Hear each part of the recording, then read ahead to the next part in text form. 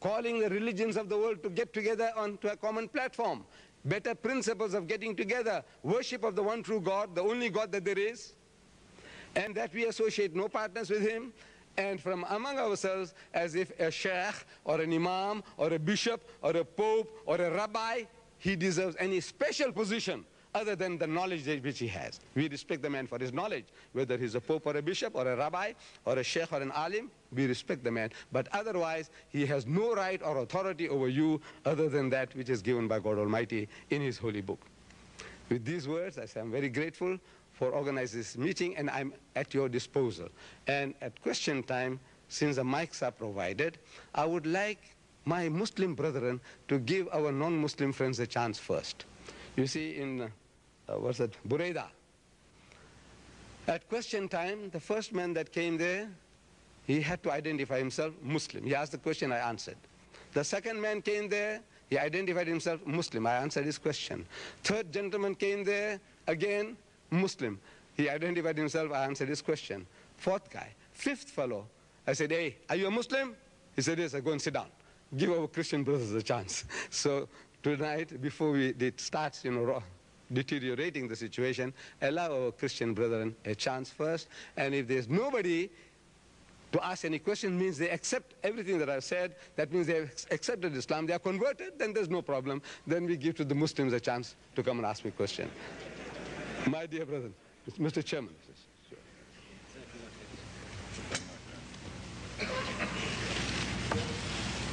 Thank you very much, Brother Ahmed. Ladies and gentlemen, on behalf of you, I wish to express our profound appreciation to Brother Ahmed for his thought-provoking speech here this evening. I also wish to express my appreciation for your disciplined attention throughout this lecture. I'm sure that you have been stimulated, and I'm quite sure also that you wish to probe Brother Ahmed further. We would wish that those of you who wish to ask questions, restrict yourselves strictly to the topic of this lecture. In the interests of economy and equity, or equality, we are forced to limit you to one question per person in the first instance. However, it may be possible, time permitting, for you to ask another question, but this would only occur after all other questioners have had an opportunity to put their questions to Brother Ahmed. The arrangement would be as follows. We shall form an orderly queue along the right side of the auditorium, and there you will find two ushers. The first one will permit you to leave the queue in order to put your questions at the microphones further up front. The second usher at the microphones will assist you in putting your question to Brother Ahmed. The procedure for putting your question will be simply that you first identify yourself. Then, in order to facilitate good order and clarity of information, we kindly request that you make your question direct, brief, and succinct, to the point.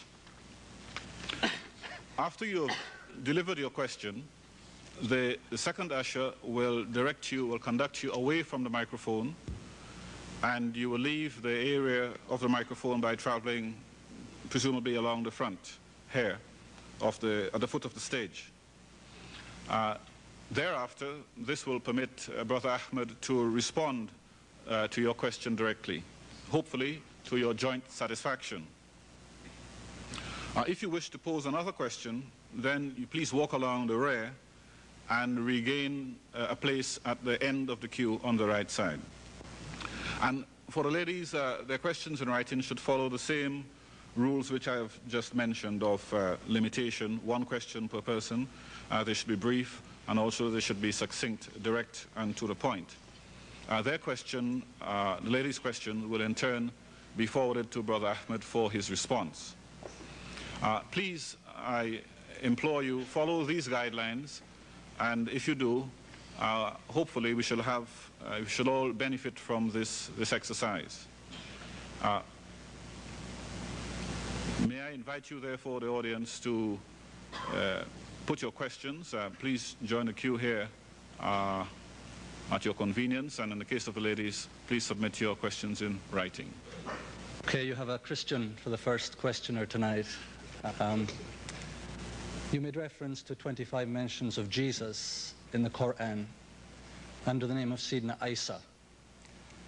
And my question to you is, do you not think that the Sayyidina Isa of the Quran is a completely different person from the Jesus of the Gospels, in that the Sayyidina Isa of the Quran was not the Son of God, whereas the Jesus of the Gospels is, that the Sayyidina Isa of the Quran was not crucified, whereas the Jesus of the Gospels was, that the Sayyidina Isa of the Quran was the son of Miriam, the sister of Aaron, the brother of Moses, who therefore lived 1500 years before the historical Jesus, the son of Mary, who was not Miriam, the sister of Aaron. Brother, may I just remind you that though the chairman said one question at a time, you have already asked more than a dozen. You know, you are putting me to the task now of delivering another lecture. See, and will not give anybody else a chance. One question would have flattened me. Now, to start with, you see, if it was one by one, it's easier for me, for this old machine, you know, to catch that one and deal with it, and the next one and deal with it. It's easier on this old machine. But I will try to remember, and I hope somebody will remind me if I have missed out. Yourself also. Don't hesitate to interject that you have not answered this or that. First is Isa. The Quran mentions him as Isa, Isa ibn Maryam, Jesus, son of Mary. Translated, Jesus, son of Mary. So the Christian now, sincere Christian, he says, no, this can't be the same Jesus. Because his Jesus is Jesus, son of God, not son of Mary. First is Jesus, the word Jesus. I'm asking, was that his name? When he was born, Luke tells us that when he was 8 days old, he was circumcised and named Yeshua. No, don't lie, please. Now you are lying. Here's your book. Here's the Bible. I want you to read from Luke chapter 2, verse 23. I want you to read it for the benefit of the people, whether it was, what did you say just now? Jesus, the Greek form of Yeshua. Is Yeshua written there? It's the Hebrew name. No, what is written in your Bible? It's the Greek Bible, Jesus. No, English Bible. You're talking English. What's in the English Bible? Jesus. Right. So it says, and will be named Jesus, and was named Jesus before he was in his mother's womb. He was named Jesus by the angel before he was in his mother's womb. So I'm asking, is that what the angel said, Jesus? You were better informed. You said, no, Yeshua. Right. That was his name, Yeshua, not Jesus. Then where does Jesus come from? This is the Latinized form of the Hebrew word Esau. See, which is a common name among the Jews. Yeshua is classical, like your presidents. You say, Jimmy Carter. I'm sure he was not named Jimmy by his mother and father. They must have named him James. But everybody calls him Jimmy, so the Jimmy sticks and we call him Jimmy. But I'm sure his name was not Jimmy. Like that, you call people's name, nicknames. Jesus was never called Jesus in Islam.